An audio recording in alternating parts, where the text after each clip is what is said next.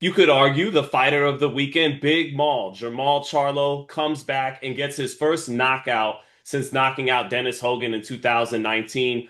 Me and Raheem heading into this fight were concerned for Charlo and really talked about just wanting to see him pull himself together through the sport, using boxing to get himself back on the right track. And that's what Jermall's done. I thought he definitely stole the show, not just on fight night, but on fight week. He went viral, making headlines everywhere. And whether or not you agreed with all of his theories on what's going on in boxing, it was kind of captivating stuff, and it reminded me of why I was a little bit of a Jermall Charlo fanboy in the 2010s. I thought he was boisterous and super expressive and hilarious at times, a lot of times unintentionally, being dead serious and making us laugh.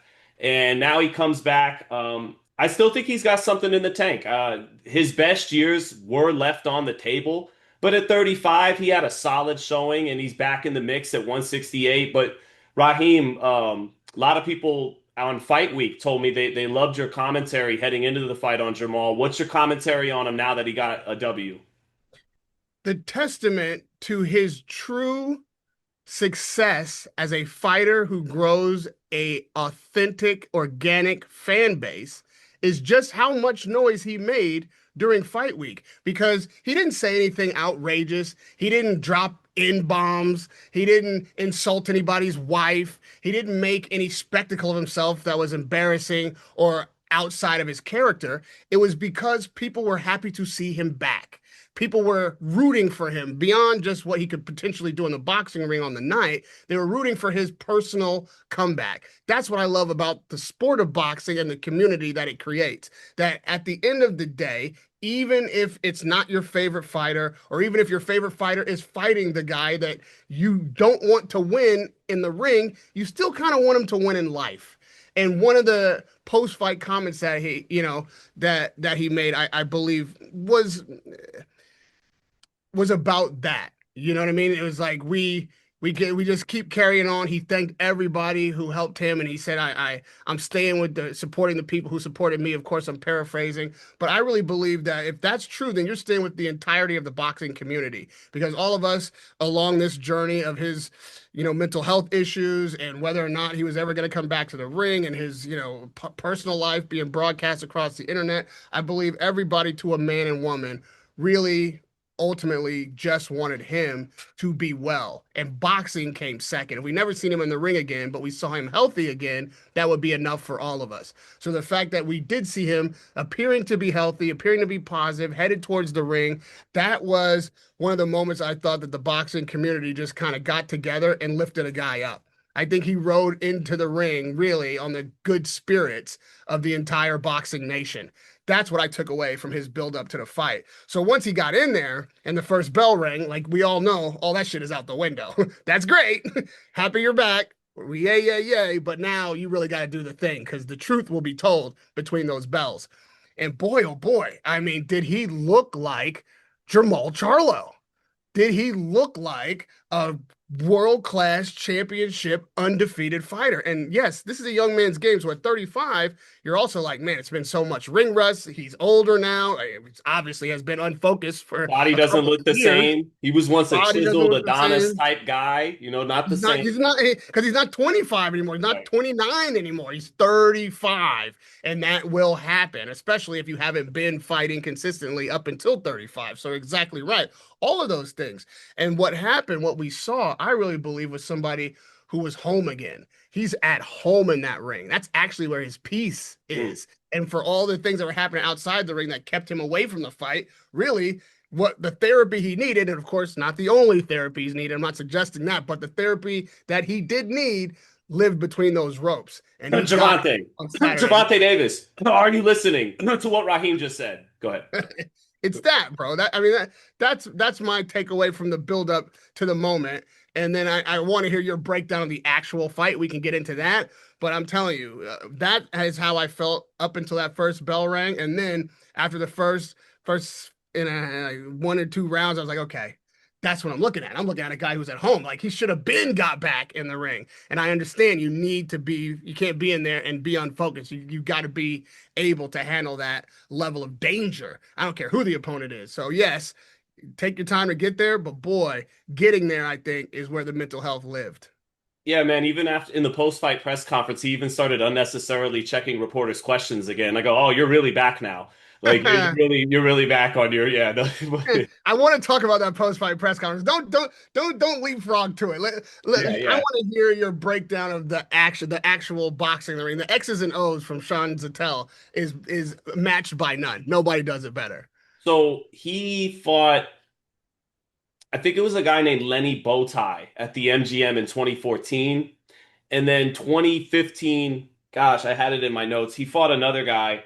I saw these two fights of Jermall ringside on D. He was buried on the undercard, and I grew enamored with his talent. Like I love boxer punchers. They really, everybody got their different style. They love counter punchers, pure boxers, pressure fighters, sluggers. For me, I love boxer punchers, and I saw this dude with an amazing, heavy, educated jab, and then I saw, anyways, he checked so many boxes. I was enamored with Jamal. And then he had this great personality to go with it. So last night, I saw it again, but I couldn't help but still yearn for what could have been a little bit. All is not lost. He still looked good. He has transformed himself into a player in the 168-pound division, which is about to be wide open. Because when Canelo and Crawford are done, who knows what's going to happen to those titles, you know? And even if the winner of that fight is going to go on to try to reign, they're going to free up one or two of them. So the belts will be in play for the first time in years soon. Anyways, about the fight itself, the jab was there, and I think what I was impressed with and pleasantly surprised about was his reaction times. There was about Lamanna didn't give him much to work off of, but three or four times when he got to counterpunch, I was impressed by his reaction times as far as out as he's been in the ring because that reaction time was sluggish in his last fight against Jose Benavidez in late 2023. I thought to my eyes he was a little bit sharper in this return fight. And you still, but I still yearn because you saw the tools, but you saw them a little rusty at 35. And his game, he should have been one of the top dogs of this era because his tool set is awesome. Big, heavy power jab that's educated, big right hand brick to follow it up, power in both hands, and a counter puncher. So you got a guy that could just do it all really when he's on point. He can his feet aren't the best. That's a little, he doesn't have the quickest best feet in the world, but he when he's right, man, you got a guy that can lead and dominate behind a jab and then also take a step back and counterpunch really well with really good timing and power. Case in point, what he did against J Rock, back in 2016 with the catch and shoot right uppercut. So, yeah, I think it was a solid, if a little unspectacular performance, considering who Lamanna is. And by the way, I got to give a quick shout out to my Paijan Lamanna. All right, Raheem. Hey, shout out Okay. to Thomas for winning 39 fucking professional fights. All right. But anyways, yeah, Who that's my take. who hired Joe Pesci to work the corner? Was that Like I, what's going on? it's, I was I'm like, at the fight, so I can't hear it. Yeah. oh no, it's not because of what he said, but did you see? And listen, no disrespect to the guy, you understand? No disrespect, but It's he all looked right. like Joe Pesci and Raging Bull, the little Italian fro, Yeah, yeah. the guy. I was like, who is that fucking guy? I was so amused by this dude. And man, listen, respect to the fighter and his corner because it was a throwback attitude. Like this is how Rocky would have really ended. If No, seriously, yeah, and he was he was Jermall Spider Rico, you know what I mean? And no, but you're right. I thought that on fight week. I go, this is Rocky in real life, this is Rocky and and Apollo. I got mad love for Thomas, and I know he wants me to keep it real, so in some ways it was a little sad to see in that this really is the mentality of the high level club fighter. And high level club fighters, they can all kick my ass. Like, respect to them. They're competent, real professional fighters, Right.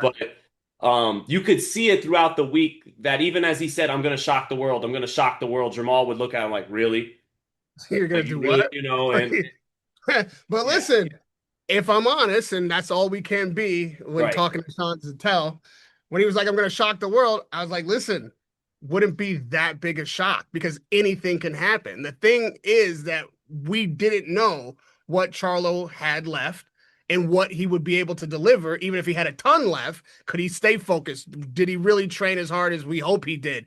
Does he have the emotional stability to get through this fight? Like all of those things in the aftermath of the fight sound silly because he dominated. He was brilliant. I mean, brilliant in the fact that he was comfortable and got a knockout inside of 6. So yeah, that all sounds silly now. But going in, we don't know for sure. We only know the Jermall Charlo that we saw previously and everything that happened after that and before this fight could have produced any number of oddities, right? Could have produced any number of problems for him once that bell rang. So, yes, I was like, maybe he does. Maybe this is his moment, And to be fair, like most other people in boxing, I would say, who has covered Jermall or had followed his career, you're rooting for him. It's nothing to do with Thomas. It's just we want to see this guy get back on the horse. And so when I realized that Jermall was not just dismissing him pre-fight, but it was a quiet confidence that he was actually happy to get back in there and be the guy that he is meant to be. Because even the way he was responding to Plant at some time gave me pause. I was like, well, that's a little too congenial. That's a Everybody little felt too that way. nonchalant. Everybody felt that That's way. like, what the fuck is this? Because Yeah, he's yeah, near to me in interviews when I'm trying to be nice. right. You know what I mean? And he acts like Caleb Plant's his old homie. He So got the I was smoke for everybody but Caleb Plant. What's going on here? Yeah, yeah, exactly. yeah. So I was getting a little concerned. Like, is he really dialed in? What are we gonna see? Uh, and really, I do think now, in hindsight, after the It, fact that it was just joy. It was like the guy was happy to know what was coming because in the post fight, it was after you had a great question, and not that this wasn't a great question, but he was like, somebody asked him, did he know this day was coming? Right? He was like, well, I looked at the calendar. You guys asked for questions, you know what I mean? But then after he, gave a little stick, he did circulate that question in a future question. He was just like, it came faster than I thought.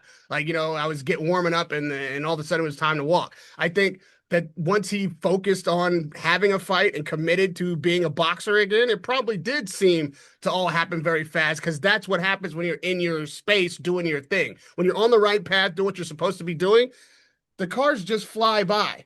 It feels like it takes forever and everything is torturously slow and sluggish when you're not on the right path. That's why I think, and not to get too crazy on you, but I feel like God or the universe be slowing you down when you're headed the wrong direction so that you can get time to change course. That's why everything felt fast and smooth and quick for Charlo. And I hope this continues. Now, if we're going to talk about what actually happened fight breakdown wise, this was a glorified sparring session. Like you said, it was an elevated club fighter. And that's what it looked like. It looked like, and kudos to the matchmakers because that's what he needed. I don't need to see him in a war on Saturday. I don't need to see a fight that he barely survives. I don't need to see him lumped. I just need him to get back on the horse, get back in the rhythm, be impressive, feel good, get confident, and with a credible opponent, which Thomas is, but not, a beast, which yeah, Thomas is not, yeah. right? So I thought this was a perfect fight. So kudos to PBC as well. That's a good matchmaking. It was an entertaining fight.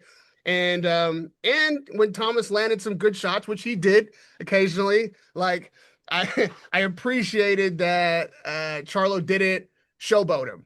Like he gave him a smirk, he gave him a nod, he gave him an acknowledgement. Like, okay, that was a good one. That was all right. And another thing that is deserved is a appreciation for the doctor. And boy, do you not often hear me say this because in a championship level fight, if you're main event, co-main event, I feel like it's up to the corner, it's up to the fighter to decide when it's over. And if he wants to go out on his shield, let him. However, after the fifth round, Yeah. after the fifth round, I said to myself, like, if this fucking corner lets him go out there, they should be strung up in the town square. This kid is done. He's done everything he can do. He will go out there and try to do more, and all that's going to happen now is he's going to get like really hurt. He was in harm's way for real, and I got that feeling in my stomach, like, man, somebody stop this. And it usually doesn't happen from the doctor that way, but I feel like the doctor, saved the corner from waiting too long, and of course saved the fighter from himself. In a different situation, you might hear me on the next Saturday night be like, "What the fuck? Why is the fucking doctor jumping in this?" But in this very specific situation, the doctor was right, and anybody who wasn't going to stop that fight was dead wrong. So credit to him for seeing that he needed to say something and say, "You know what? It's enough, kid. Well done. We'll see you next time." Yeah, and Tommy's got a future still because he's promoting a top ranked show on ESPN in 2 weeks. He's actually the promoter of that show in Jersey, and you know who he's promoting? Raheem. Hmm. He's promoting Vito Milnicki Jr. So he, Vito Milnicki. hey, Oh, he's the next Vito fucking great Millie, one. Millie Yeah. V. I do want to, I should know his name. Okay, this is on me. I should know his name. I don't know who the guy was working the corner, but you gotta tell me. You know who I'm talking about. He's I straight out of Central no, Casting. I'm thrown off because he had brothers in his corner all week. Who's this? I didn't see this this What? this this The Italian little guy you're talking guy, about. He had the one brothers of from Jersey with him all week. well, yeah, I don't. I wasn't there all week, my man. But those brothers from Jersey, they were still in the locker room. It was, Oh, it was, that's it was his wrong. cousin Vinny that was Okay, on we the. got it from here now. All right. Thank you You for got keeping it. them. Thank you for your service. We got it from here. I got a connection with the kid. Right. Yeah. But all right. All right. No, But real tough guy, Tommy, and he made that fight entertaining. He could have quit. He could have, stayed down. He could have done a lot of things that would have not been worthy of compliment. no, But he earned his check. He gave earned, Charlo the rounds. He played his role perfectly. Charlo said it. I need some rounds, and Lamanna had enough heart to give him the rounds he needed until it was time to say this is enough. Yeah. and I did feel like Charlo even laid off a little bit so he could stretch it. He was having fun. He was in the space that Jamal he was. said heading into the fight, I'll take you 10 rounds. Do you want to go 10 rounds, bro? Just ask me. I'll do it. Yeah, I wish Floyd Mayweather had said that openly to McGregor so I could have won some money too. That's another can of worms. Yeah. I think Floyd was struggling in that fight because he just, Oh my God. yeah. Oh my I saw God. him. To be fair, I saw him spar weeks before at his gym, and the version of Floyd Mayweather you saw against Conor McGregor was the version that I saw in spar. But then again, I saw Floyd spar years after that, and he looked fucking amazing. So yeah, I don't know. Yeah, No. To me, that was probably one of the best Floyd Mayweather performances you've ever seen in his entire career because he actually pinpointed exactly the moment he wanted to knock somebody out and made the entire fight a complete choreographed show. That's how much he was able to control the action. Now, granted, you have to do that with a fighter who's literally never boxed on a professional level before, but it was like no, watching Barishnikov dance. Like this guy had every move. I feel like every single thing that happened in that fight has just happened because Floyd wanted it to happen. I was like, well, this is a masterclass of fucking nonsense. And I just wish I had knew what round to bet on because I deserve a little bonus on my check as well. But anyway, I didn't mean to sidetrack us. We're yeah, getting off. yeah. Charlo gets the W, and he's a player at 68. He's a player at 68. I think everyone's down to see him against everyone. Last one on Charlo. Would you rather see him fight Armando Resendiz or Caleb Plant?